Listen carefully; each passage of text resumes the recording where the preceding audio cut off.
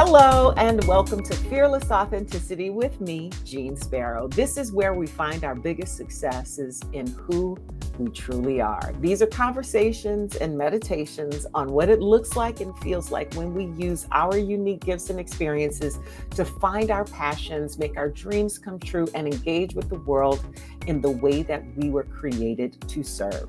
And I hope this gets deep because that's where we find the good stuff. But listen, don't get it twisted because it is about the fun in life too. Because if it ain't fun, it ain't worth doing.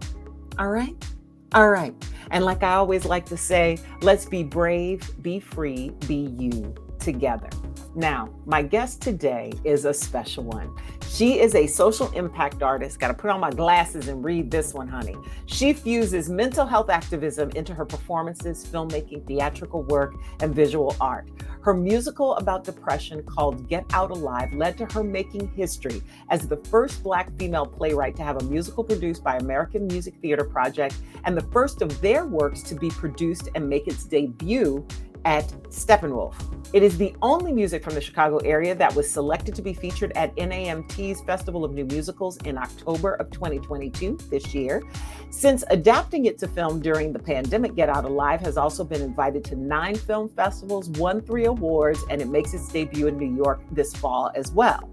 Her music has been featured in Spike Lee's TV series, She's Gotta Have It. She produces a mental health docuseries called Happy Songs About Unhappy Things. She's a proud ambassador for the National Alliance on Mental Health Illness, a TEDx speaker, a popular iHeartRadio podcast host of About a Girl, which is going into its 4th season. I am honored to welcome to the Fearless Authenticity podcast, the one and only Nikki Lynette. Hey, beautiful. Thank you for that beautiful introduction. Girl, look, I came up with comedians. I gives a good introduction. You heard me? You don't bring a comedian on stage right. They tell you to start over again. Oh my God. I believe in bringing people in right. And I want you to feel welcomed. And I want you to feel free to share however it is that you choose to.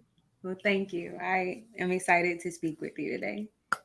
So you are about to embark on a really exciting opportunity for your musical. You're going to New York for Get Out Alive, debuting at this musical conference, and it's the only one from Chicago. You're making waves in the world, child. Now, as a suicide survivor, a mental health warrior, which is how I see you, was it your intention to create this work to be just, your expression, or did you intend for it to have the reach that it has at this point? I did not know that it would go as far as it has. Initially, my mentor, Ira Antelis, he was encouraging me to write a play. It was just like, at first, me and some of my friends making music, Matt Hennessy, Slavic Livings, I was just making songs about what I was going through. Clayton Bell, Malcolm Fong. I was just hooking up with friends of mine who I like to produce music with and making songs about how I was feeling. And Ira encouraged me to turn it into a musical and thought maybe we could do something with it. Neither he or I knew how far it would go. I don't even think he knew it would be especially good. I think he just wanted me to be creating because I was recovering from suicide and needed things to live for. And I've made history a couple of times. I'm the only Black woman from Chicago going to NAMT. I'm the only Black woman, period, in NAMT this year. And the only Chicago play. Yeah. I didn't anticipate, because so much of it, this is my first time doing theater, so I didn't even know certain opportunities were available at all. So now that I'm doing it and it's kind of blowing up, it's like, okay, I lived and then I got to this. If I hadn't hung in there and went through suicide recovery and did therapy and did treatment, I wouldn't have been here.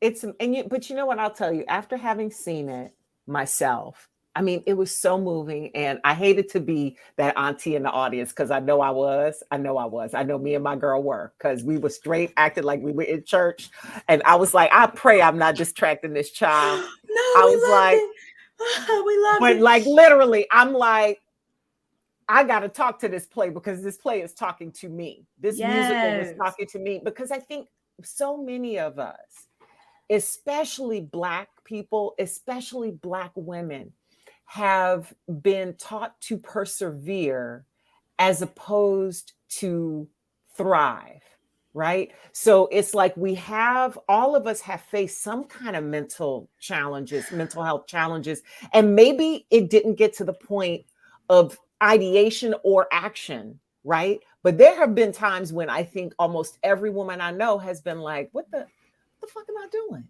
Yeah. And when is it my turn? One of my girls said this, she said, when is it going to be my turn? Whew. So just to your point, we actually loved when Black people were vocal during the play. The way that I explain my play is it's a play for everybody about mental health, but through the Black lens. We don't have a problem with the Black lens when it's time to listen to rap music. We don't got a problem with the Black lens when it's time to appropriate our culture. So y'all can't have a problem with the Black lens when we're talking about mental health. I'm not asking people's permission. I'm telling them and inviting them into the experience.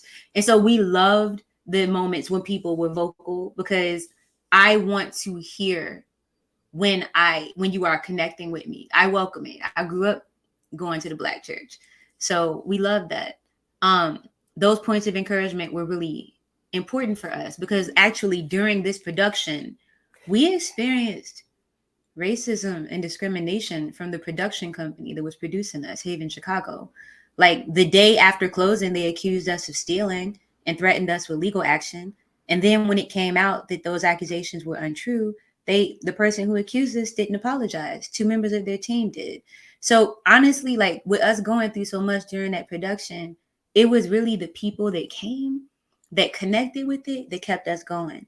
Because my all Black cast very much we chose to continue to do it. Because when we saw the impact that we were having on people came with their teenage kids.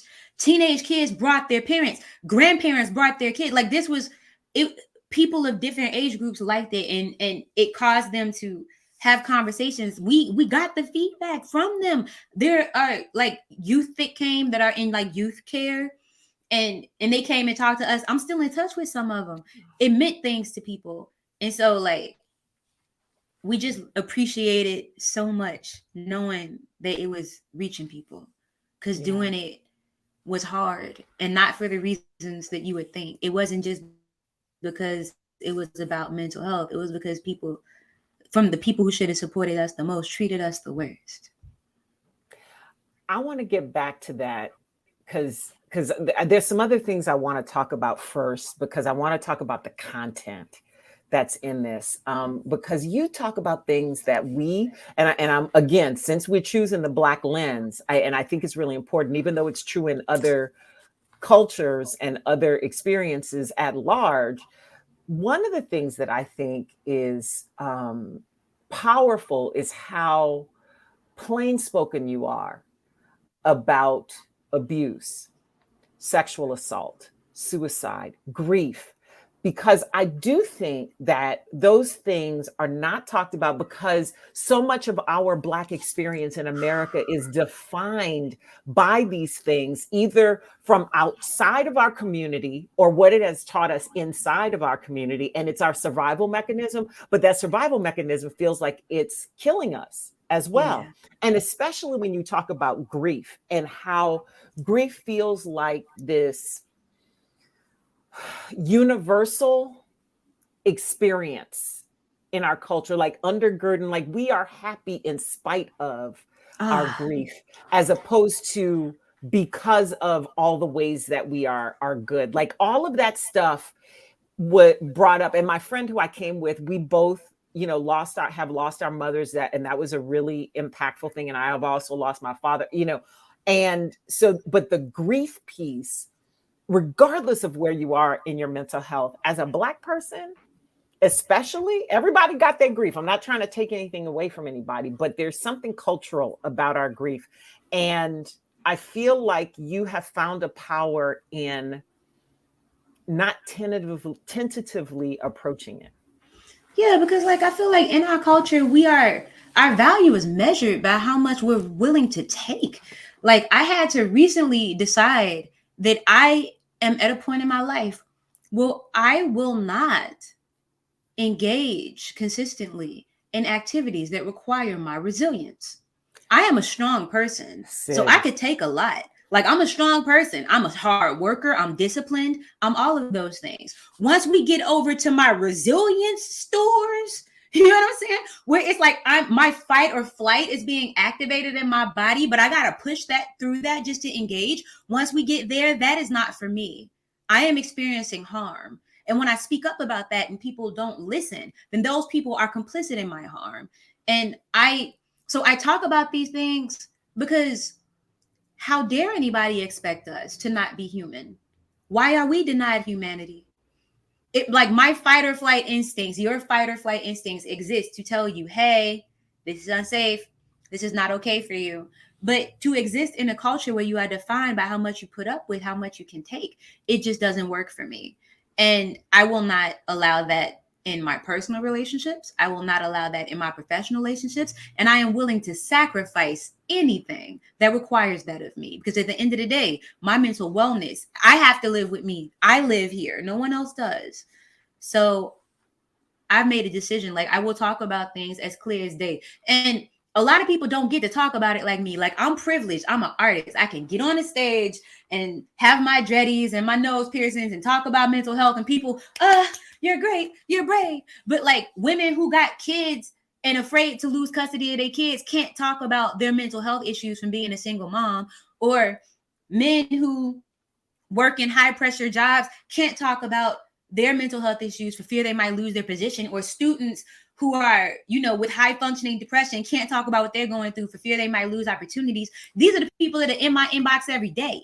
So if they can't talk about it, or if they fear they can't talk about it, I will. It's the truth. And it's interesting, that word resilience, because I think people use resilience as a compliment to women, especially to Black women, when really what it is a request, as you say, a request for labor that harms you. And because it's like one of my friends posted something, a few weeks ago, and she was talking about how you got to find that buffer zone at work, right? Like, people come in, especially when you're a woman of color in a job, but anybody who has to come into something and they think they need to be operating at 100%, but we weren't built for that.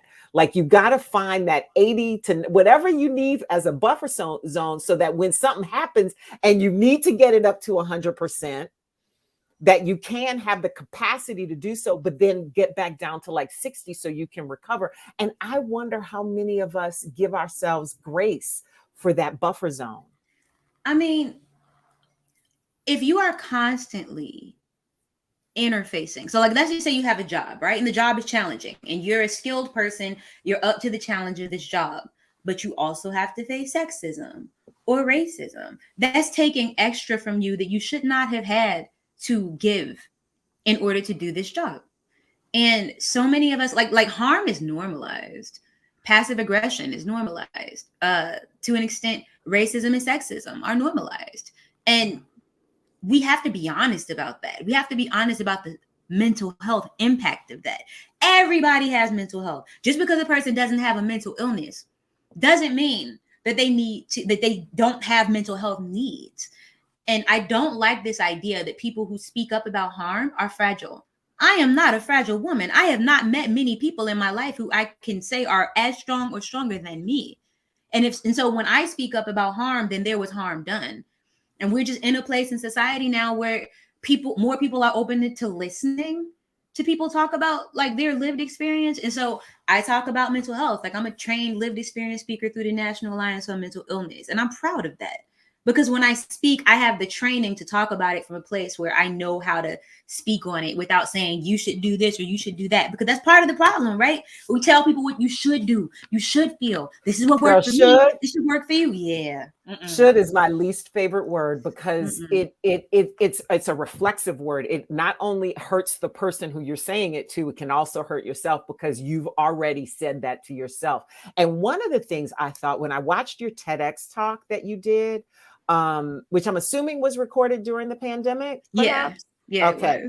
Your analysis of how we look at mental health, because on one hand, like the forked tongue with which many people speak about mental health, like, because there's nobody that's going to say that having good mental health is a bad thing. Oh, you need to take care of yourself. Oh, absolutely. I support your decision to do this and la, la, la, la, la, la, la. But the way you analyze it is so brilliant, because you talk about how people will say that out of one side of their mouth, oh, you need help, but then will not challenge the stigma and discrimination that go along with seeking that help. Because just in the instances you talked about, especially when you talk about women with children who are single moms or are in disputes with an ex, and I have had friends in that environment where people try to interpret things in a way that benefits them. Yeah. If we're not changing that part of the conversation, like I love how you talk about how I think you called it rebranding. Like the whole thing needs a rebranding. How did you get to the place where you could call that out, freely express it, and put it into music, like into the way that you like to talk about things and express yourself? I was super ashamed of my mental health issues until I went into a psychiatric hospital and saw that there were other women from other cultures, different age groups, older and younger, who were experiencing the same things as me. And it's like, if we all are going through this, so what? It's just uncool to talk about it. Is that why like society rejects it? Is it like uncool to have this conversation? Nah, I'm gonna talk about it. We're gonna make it cool then. And in 2016, before it was a wave, before it was cute, I started talking about mental health. I started speaking out about it. And even now, like, I don't love the way that conversation is had, because either it's extremely clinical or it's from the motivational, get up and pull yourself up and you can do this. Like, if a person has depression, they are incapable of experiencing motivation. They're two opposites. You know what I'm saying? I can't be cold and hot. You know what I'm saying? That's like, you can't motivate me out of depression. There's something happening in my brain that makes me incapable to motivate myself. Now, that doesn't mean that we don't respond to motivation once we get to a certain place in that experience. But when a person is depressed, they need understanding. They need acceptance that it is depression, not laziness, not negativity, not bad vibes. It's just depression. We can work through it. And so when I realized, because I'm an intelligent woman, when I realized that it was stupid that we can't talk about these things, or that somehow with all my talent and all of my intelligence, I am somehow lessened by the fact that I have had trauma and my body is responding to it. Like, no. I it's ridiculous. And I have to point out that it is ridiculous. And so that's like, when I think about the environments where I can have these conversations, I'm an alternative Black chick. I have always, within the alternative space, we've always been talking about mental health. We've always been talking about depression. And so I feel like that is where the conversation will be most fruitful. And that is the lens through which I interpret it. And that was such a powerful connection for me too, because I think that in goth culture, or other different kinds of ways, progressive rock, however you label it, when even underground hip hop, depending on where that falls, and artistry, there is a freedom that isn't existing in other places. But again, the way that we as cultures look at alternative, just the fact that we call them alternative cultures, and these are the biggest quotation marks I can do, but the fact that we call them alternative cultures in and of itself highlights the fact that we see it as non-standard, and everybody needs that understanding, right? And the fact that the inspiration comes from that. How that rebranding happens, I don't know. Because I just made a reference to my therapist in a post that I made the other day, and some man was in my comments talking about, that's so disappointing. Why would taking care of myself be disappointing to you, sir? That is like the stigma around therapy is part of. And I hate to say it, and whoever get mad, come find me. My message, my handle is @Nikki Lynette. We can argue. This idea that therapy is bad very much comes from the dehumanization of Black people, where we are not allowed sensitivity. We are not allowed humanity. It is not the idea that we could be impacted by things and need to sort through it. It's like, oh, you're weak. I'm so sorry to hear that. Like, am I weak or am I stronger than you? Because I can acknowledge when work needs to be done and then I do it. Am I weak or am I self-aware and I can just get to the point and actually do things instead of trying to stuff it down or harm other people because I have unresolved issues? Like, your weakness is not my problem. Your unwillingness to deal with your stuff is not up to me. Because I promise you, for every person who got a problem with you going to therapy, you could probably find some person that they harmed that wish they would have gone. Sis, I really need you to stop preaching. No, I'm gonna let you. I'm gonna let you finish because here's the thing: we will be the first ones to say hurt people, but then out of the other side of our mouths, be the first one to deny somebody the thing that stops them from being a hurt person. I can't tell you how many Black men I know who I know are sensitive, beautiful human beings who don't feel like they can express that part of themselves. And even when it does come out in relationship, in your intimate moments as a woman with them, it doesn't always come out quite healthily because they don't feel right expressing it. And then they push that down in their sons, and then their sons will do it. And it keeps on going. And it's like, how, like, I feel like your play, when I went to see Get Out Alive, I was like, maybe we will get out of this alive if this generation helps the generations ahead and behind them to stop this in its tracks.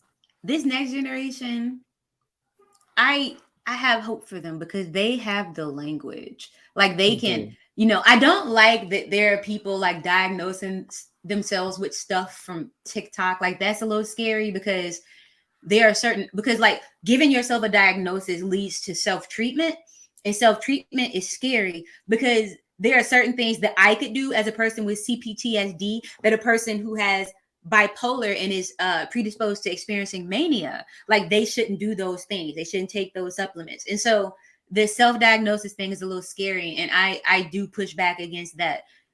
Even as I had a problem accepting my diagnosis when I first got diagnosed with CPTSD. Like, I'm one of those people. I had a problem with it, but I still advocate for people to go and get that diagnosis if they think something is wrong. It could just be a hormonal disorder you have, and you might need to take something, or it could be chemical, it could be trauma, you don't know. But with that being said, this language, this generation has the language. They know what anxiety means, they know what depression means, and they can talk about it socially among their peers. There's still stigma. It's not perfectly easy for them. There's still stigma. But man, if I'd have just had the language earlier in life, then I'm sure I could have gotten help much sooner for the specific issues that came back up in my adulthood and led to me experiencing traumatic situations. So I do have hope for them. I do. I have hope for them as well, because I certainly don't want them to be struggling into middle age. I certainly don't want them to be continuing this sort of generational harm that we seem to visit on each other unintentionally. Like, I don't even blame people for what they've done before, because, you know, because again, hurt people. And a lot of that stuff, when you know better, you do better. And if you don't know better, then, you know, and you've never been welcomed into that space, how does that even happen? I even like, and I hate to bring it up, but like, I am a Black woman with a mental illness who was literally doing a play about my suicide recovery and experienced harm at the hands of the people who produced the damn play. They know better than anyone what I went through. There are other members of my team who have mental health issues. These people were texting Jim Crow jokes about me and my team. They were mocking us, and they knew what this play was about and the things that I had been through. They knew better than anyone. So I don't even know if exposure is the thing that helps people develop compassion. Haven Chicago should have had compassion for us. They had every reason to, and they didn't. And so I more than exposure, I think the conversation around compassion needs to happen, because people say all the time, well, people don't talk, like I hear this because I'm a mental health advocate. Oh, it's so great you're talking about mental health. People don't talk about that enough. That's not true. People talk about it all the time. They talk about it when they're talking about their issues with drinking too much or using drugs, like self-medicating. They talk about it when they talk about their relationship issues and how it's playing out. They talk about it when they talk about, when you see people unable to process anger, they are talking about it. We just don't acknowledge that they're talking about it. I think we need to have better conversations about it. And I think that there needs to be more compassion when we're having conversations about it. Only through compassion, only through empathy can we get beyond mental health stigma. Like there was a time when there was considerably less empathy around racism, and racism is not cured. We know that. Right. But there was a time when there was considerably less empathy and compassion around racism. We're at a place now where there's more. And I think that needs to happen within mental health. And it doesn't help that every time a crime is committed, this person had mental health issues. I have mental health issues and I ain't out here killing nobody or terrorizing nothing. Like that blanket mental health issues. Nah, what they got? Let's talk about it. What they got? What's the name of this thing that they have? I would love to know. Like, you know what I'm saying? Because it's an umbrella. It's an umbrella term, not something specific. And also, I mean, we talk about how all those things are conflated together, Nikki. Like literally, those words are used to mask racism, and people are trying to conflate racism with mental illness. And it's like, no, because that's a choice. That is a choice you made. And then that choice you made to believe that led to the choice that led to these funky actions you took that are harmful, that none of which have it. Now, yes, you might also have a mental health illness, but let's not get confused about which is the orange, which is the apple, and which one is the kumquat. Yeah, it leads to this idea that people who have mental health issues lack reason and self-control. A person who has mental health issues is more likely to be a victim of violence than a perpetrator of it. We are the greatest threat to ourselves. That's why the whole statement is a threat to yourself and others. Yourself is first, because you are more likely to be a threat to yourself. And that's not to say the people who have mental health issues have not committed violent acts, because people from all walks of life have committed violent acts, and it is not criminal. And that's the thing, like, it's not criminal to have a mental illness. It's not criminal to have mental health issues. And so the crazy ex-girlfriend trope is very damaging, specifically to women, because it minimalizes the harm that's normalized against women and just puts it into this category of us being nuts when we are having a trauma response to something that was extremely not okay. Wow.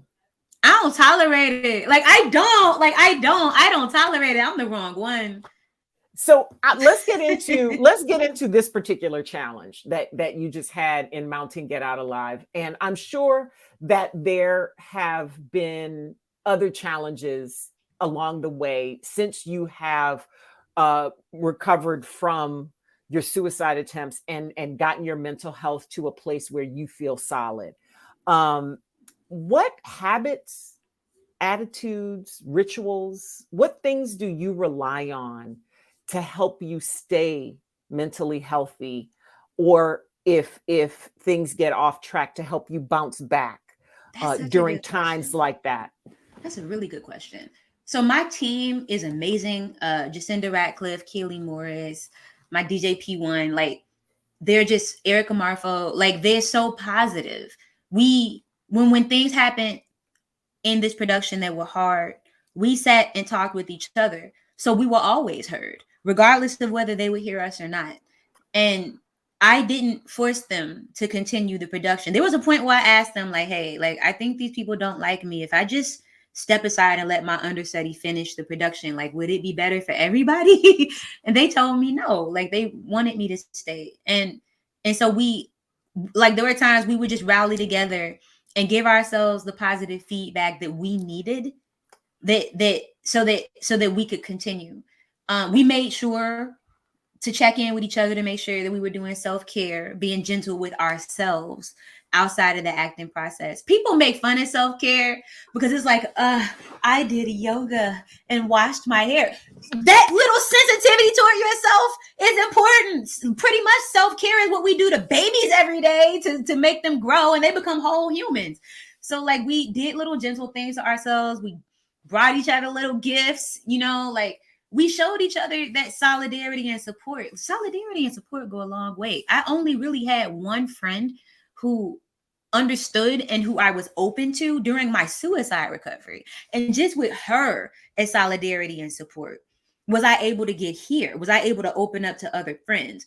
Because like another thing, when we are experiencing mental health issues, we might say, well, I don't have nobody there for me. I don't have nobody who understands. In reality, I see now that I had more people that were there for me than I was able to open up to or include at that time.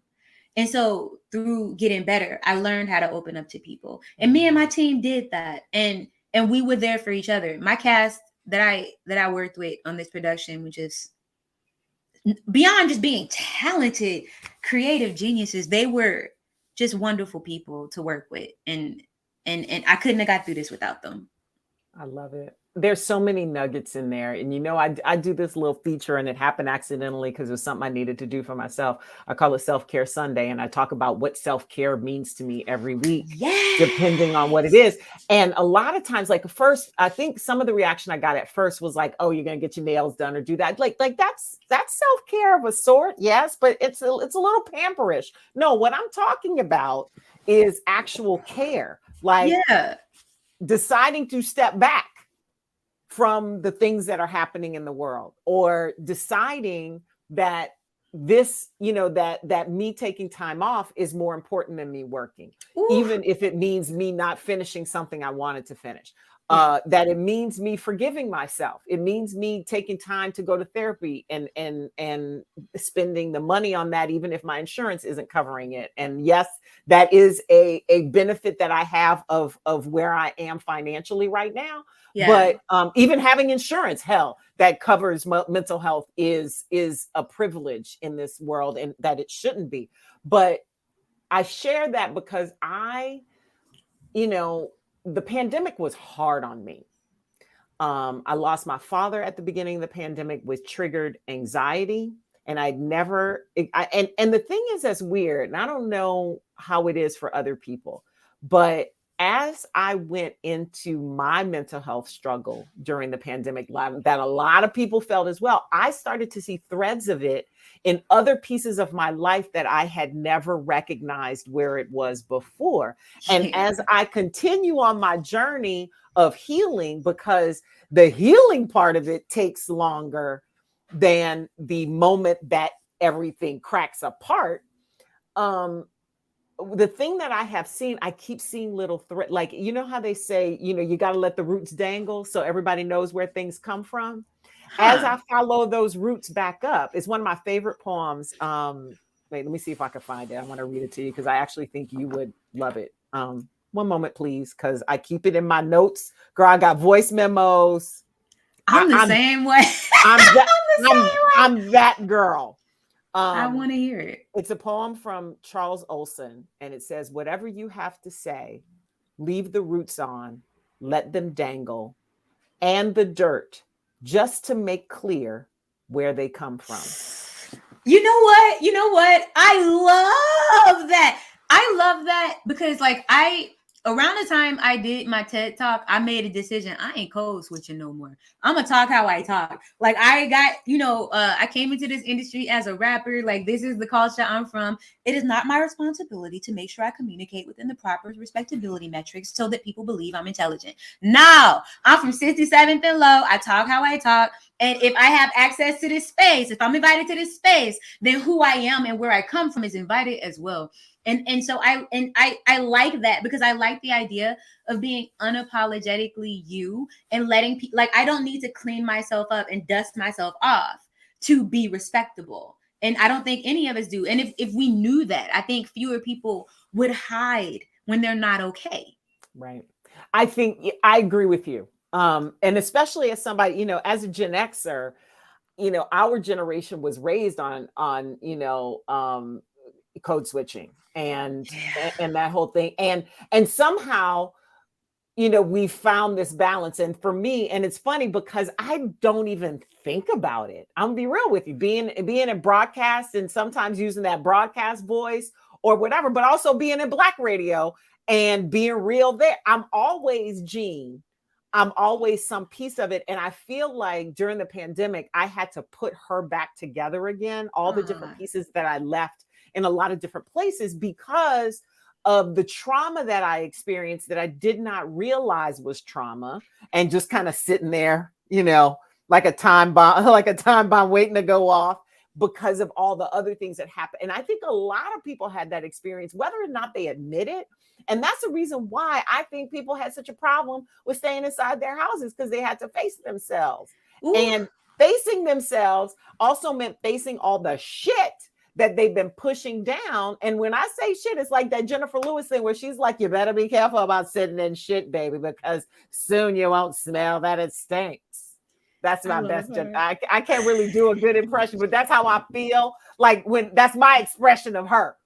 But she's right. Because if you sit in it long enough, I think you don't like know. We went through and we're still in a worldwide mental health crisis as a result of people not being able to do the things that they do to escape the parts of themselves or their life that they don't like. Yep. And a lot of us who have mental health issues, we looked around, we were like, oh, welcome. You've joined us. You know, it's like a lot of us who have mental health issues, we don't have that veil. Right. We can't, there's no thing I can run to that takes away my trauma responses. There's no thing I can run to that stops my flag because I have CPTSD. There's nothing I can see, because I know what PTSD is. What's the C? Complex post-traumatic stress disorder. So more than one trauma. Yeah, more than one trauma that led to. Yeah, I think a lot more people have it than we know. And so there is no distracting myself from my mental health issues. I have to deal with them, or my life will be chaos. And I think a lot of people, even though they might not have a mental illness, they faced some mental health issues. And now we need people to be okay with getting help with it. Yep. You know, because I think that's the reason why half of the people in my age group smoke so much weed. I mean, you know what I'm saying? It's self-medication. It's not just because it's not just because it's our age group, because our age group did start smoking weed young, right? Like, I think at least the experience that I have had, but I feel like a lot of that weed usage at this point is self-medication, because it's the one thing you can do that you're not necessarily going to get addicted to, and there might not be as many health negative effects to it, and it's how they manage to function. I've seen it happen in several men I've dated. I have seen it happen in friends. Hell, I've even seen it in myself. So, like, you know what I'm saying? Like, you go, wait a minute, was this just for fun, or was this because I can't function with the world that I live in now? You know, and those are questions we can only answer for ourselves as individuals. But I do think that it's incumbent upon us to create communities that make it okay to talk about that without any punitive or any other kind of repercussions. I understand. Like, I'm straight edge. I don't smoke or drink or anything, just because after seeing people grow up being addicted and knowing that I'm predisposed to being a substance abuser, I was scared of that. And so I never did it. But I understand why people self-medicate. I do. Like, doing the work to get to the peace I have in my life now, I literally almost died trying to do it. Like, it is the hardest thing I've ever done to get. Like, happiness is one goal, peace is another. Because you could get happiness doing some stuff you ain't got no business doing. That's what the distractions are. That, and I think a lot of us, and I also think our culture at large, not just in the Black community, but American culture, period, and perhaps even modern culture worldwide, prioritizes happiness over peace. And the reality is that happiness is an emotion that comes and goes. And it took me a while to even realize that in my own struggles in life, that I was going for happiness, and I'm a relatively joyful person, because I do things that bring joy to my life. But the reality is that what's going to sustain you when that joy isn't accessible. And that's that piece that I think you're talking about. And that brings me to kind of what this podcast is all about, because you said something just now, like a couple minutes ago, that I think speaks to what it is. And I didn't even know when I first started talking about fearless authenticity. I was talking about it from a work perspective, and the idea that the ways that we move in the world, the way that what we're put on this earth to do is who we are, and that kind of thing. I didn't realize how deep it went. And what you just said about, if you've invited me into this space, then I need to bring all those roots, and that poem that I read, that I have to let the dirt hang on it. And if you want me in this space, you get all of this, right?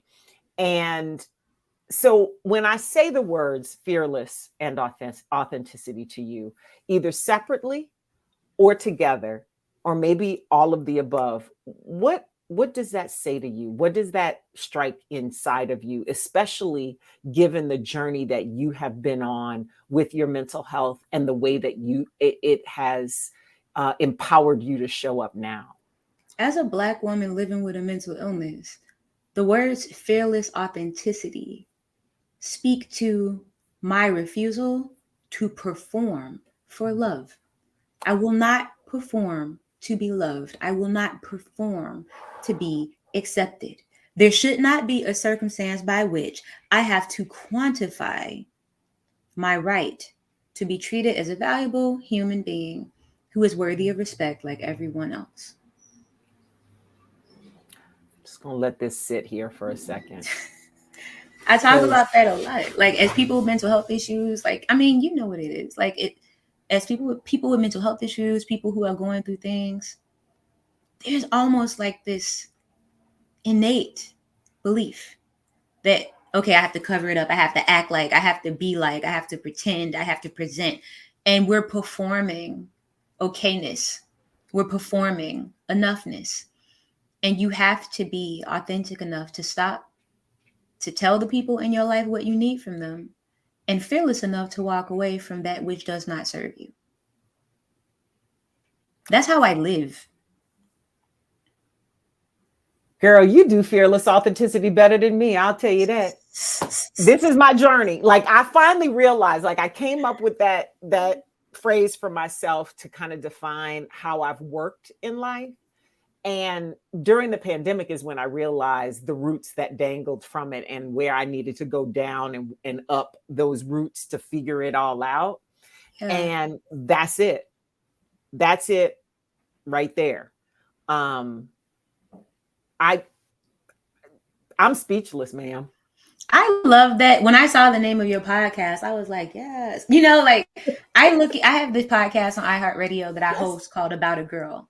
I don't write it. I have people that write it, but I think this season I'm going to start writing it.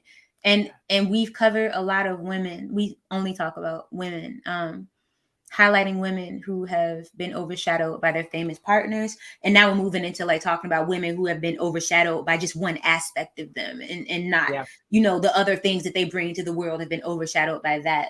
And when I read these stories about these women, I can't help but wonder, like, did they know that they were experiencing abuse? Did they know that they were doing this because they were depressed? Like, women in the past, in history, their stories could not be told. They walked so we could run. Like, the generations before us, they couldn't think about, holding people accountable to mental harm because they just had to survive, to live, to make money. And, like the generations before ours, they couldn't care about their mental health because they were just trying to get us stable, to get us here. And I think that we need to run, to walk so the next generation can run, so that, like, You know, we have these conversations now. We hold people accountable now. We show up authentically, like we be unapologetic. And then the next generation won't have to fight as hard.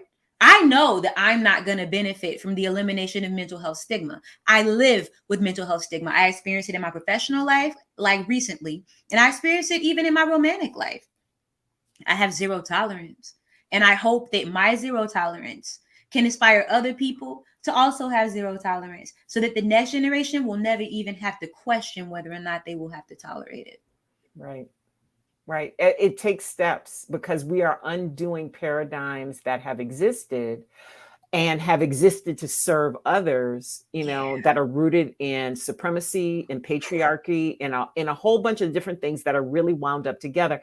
And I have often said to my friends, and I haven't really talked about it a lot publicly. I just, you know, we you know, when you just talking and stuff, I feel like what we are going through right now in this country, but I think worldwide as well, is us finally lifting that rug up and letting the roaches run out from under. Like, we have been trying to say that we have been, you know, there was that time we were calling it post-racial or whatever when Obama was president. But it's not just race. It's all of the isms, all of these isms that have been infecting us.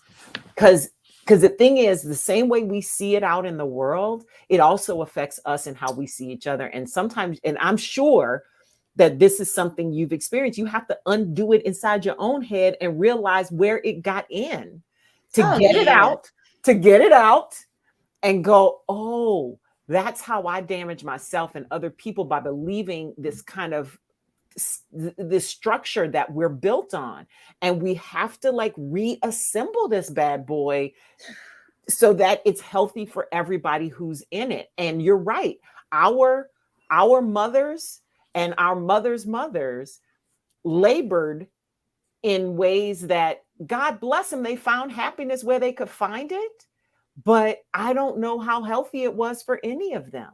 And they did what they did so that we could be healthy, and we've made those choices. But like you said, we're not going to see all the benefits of that. And I think it's going to take a few generations before we see it. But the work has to start somewhere. And I fear for what will happen when, if mental health stigma is not addressed. I fear for what will happen while we get into a world that's more and more connected, while we deal with the world with so many different types of harm and them being called out. The same way people are not just going to accept this forever. Like, we don't want to see the type of division that will come up or with a world that has experienced mental health crises after this pandemic. It has to be addressed, or we're going to wish that we had. And so I'm happy that, you know, like hotline numbers are being created for people with mental health issues to be able to call, more and more resources. There's a movement of young, like Black mental health professionals that are doing accessible mental health treatment within these communities, and a movement of like gay, LGBTQ, queer mental health professionals who are specifically dealing with the cultural needs of people from those backgrounds. Because every group of people, like, mental health issues is what unites us all. Like, I have heard from people from all walks of life, and each niche of person, like, their experience is so specific to them that they have to be addressed by people. And so there's, like, I'm a mental health advocate. I talk about it, but to me, they are the actual heroes, because they are the people out here on the ground, organizing, doing the work, and creating those resources. I can only point to them and be like, I have these issues. There go to people that can help you. But people are doing it, and I'm very proud to be alive at a time where I see that.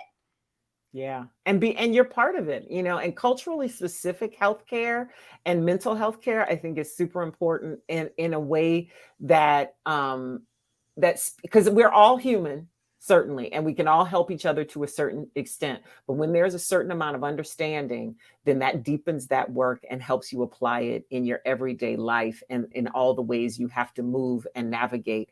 And that's really what we're talking about when we talk about that fearless authenticity, is holding up that mirror to yourself, facing yourself first, so that when you go out into the world as yourself, it is strong and it is whole and it isn't assailable.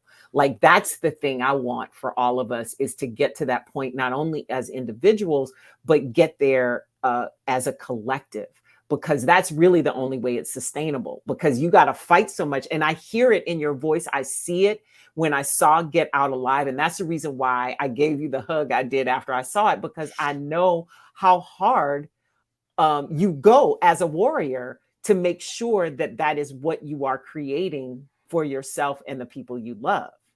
I appreciated that, honestly. Like, when you, and I'm sure you know, when you are authentically you and unapologetic about it, you're going to meet people who don't like you. Like, that's just automatic. Like, when you are not performing or kissing butt or curtailing parts of yourself to make you presentable or likable, or begging for acceptance or begging for inclusion, or bowing your head and faking humility so that people will like you, people will dislike you, which is what happened with the production company that produced my play. Like, the person in charge, the executive director, did not like me, and she even went so far as to try to defame me. But like, here I am going on to NAMT. Here I am with a docuseries that I am producing that's already got funding. Here I am talking to you. Like, people can dislike you, and their dislike of you has absolutely nothing to do with who you are or how you show up. That part. Because, and I tell this to people all the time, it's like, yes, it's like, one of the things I get when I work with corporate groups, people will say things like, well, you can't do what you do in the streets at the job. I was like, no, you can't. Just like you can't talk to your grandmother the way, or I was like, you make choices about how you talk to your grandmother versus your friends, and what you do at the job and whatever. But here's the thing. There is no amount of turning down your light that will please somebody who wants you to dim it, because what they really want is to turn it all the way off. That's the first piece. And the second part is, when you let your light shine, it will shine on the people who it's supposed to shine on. They will find you, and you won't even be worried about the people who don't see it. That's the other piece. And as somebody who has been in performance for a long time and has done the stuff to please other people and whatever, because of my particular personality and choices that I've made, that I completely own up to, I've lived on both sides of it. I know what it looks like. And I could still struggle with it sometimes, depending on the situation that triggers that response, because it is a trauma response. It is a safety response, because I need to do this to stay alive in this moment, whatever alive means, right? But the thing that I love about the way that you are breaking open this door is that it is laying groundwork. So never forget how important that is, Miss Nikki Lynette. Never, never, never forget how important that is. I think I don't think you need Auntie Jeanne to remind you of it. But if you ever need a cheerleader, you just call me with that, and we're going to have that discussion, because you're doing important work. I'm going to play back this podcast and remind myself. I appreciate you saying that, because you are that girl, and you've been in this game. Like, hearing voices like yours on the radio is how I aspire to have my own voice that could be heard. And, you really did lay down a lot of groundwork for Black women who are intelligent and want to, have things they want to contribute to the world. So just to even be in conversation with you means the world to me. I hope like, somebody like you doing a podcast like this, you probably don't even know how many people you inspire. Like I was telling you, like you probably don't know, but it's important to see strong women that are fearlessly authentic. Sis, you get me now. I got almost to the end of the podcast without crying. I am glad, because that is my intention. That is how I move through the world. That is how I intend to move. I don't always succeed, but my intention has always been to pour goodness into other people, to shine lights on people who don't get lights shown on them, to present the positive part of who we are as Black people, because we should be loved for who we are, not in spite of what we aren't. And so many of us experience that, where we always feel like we're asking for somebody to love us, even though we are damaged, even though we are Black, even though we are women, even though I'm not perfect, even though, instead of whatever, in spite of. I I have always wanted to put that kind of love into the world. And so to hear you say that I helped you be able to do this work that means something to me is everything, sis, because that means I did my job. I did what I came here to do. Because you don't always get to see how your work gets used, right? You just put it out there and hope that it is used with the intent that you put it out there, but you really can't control it once you let it go. You know that because you're experiencing that. And so it means everything for you to say that to me. I got a couple more questions that I always ask everybody. Of all of these things that you've been doing recently, all these awards you've been getting and opportunities to expand your platform, what of them is your proudest achievement? And then what do you still dream of doing with the other work that you have going on? I look at everything I've achieved as like one thing, because the biggest part of it for me is kind of like what you mentioned, people who have the self-awareness to know, okay, I have this damage, I've experienced this harm, I have these issues, but I'm lovable anyway. Like, I've helped people think and feel that. People who've seen my play, people who've seen the adaptation of the play that we turned into a film, people who have spoken with me or saw my TED Talk, to see people internalize it and for themselves start to understand, yeah, I've been through these things, but I'm good. I'm enough, and it's going to be okay. Like that, who could do more? Like, who can, like, I've helped people who could, what's more? You know what I'm saying? Like, that's like, I stayed alive and I helped some people. Like, that's why I stayed alive, right? It can't be nothing else. And so, like, I want to, you know, what I want, because I don't want, I want to go as far as I can. I'm a very talented woman. I'm very smart. And as these opportunities, we got offered a world premiere already. You know, I'm in production for my docuseries. Like, I do want to get my docuseries picked up. I do want to take my play on tour. These are long-term goals. I would love to be either like off Broadway or on Broadway at some point. I want my social impact art. Yeah. I want my mental health art to go as far as it can go, specifically because, like, when people see it, and I've seen somebody else perform it now, because my understudy, Erica Marfo, she did the Sunday matinee. People were still impacted. So I know it's not just me. I know it's the work. And I want it to go as far as it can go to impact people. And that's what it's going to be. Yes. Keep speaking it. My last question that I always ask everybody is this. When do you feel, Miss Nikki Lynette, like you are at your best, truest, most authentic expression of you?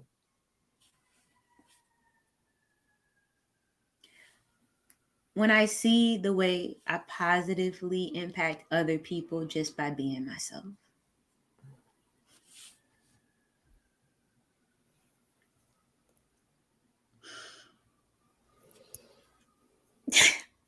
We both cried, so now we're done.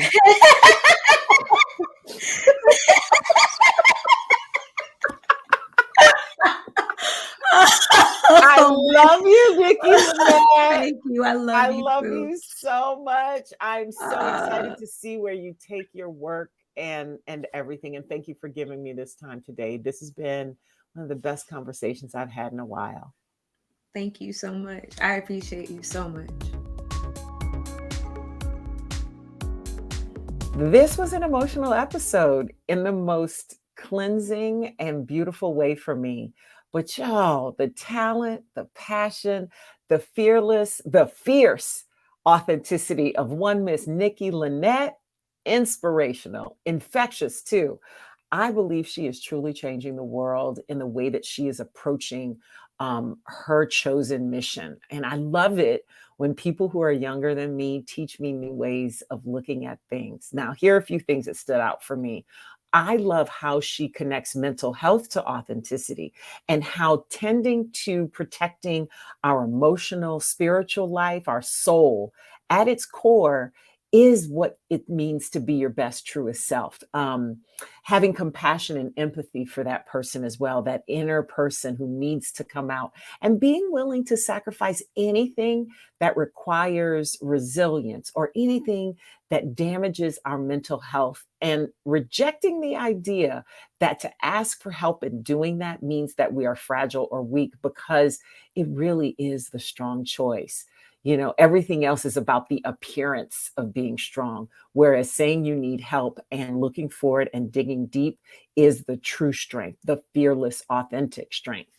Another thing, her emphasis on getting rid of the word should. I think I've talked about this before, but not telling others or ourselves, you should do this, or it should be this way. And we all do it, myself included. It's something I'm working on a lot, but how that word doesn't really help us, right? Because there's judgment baked into it.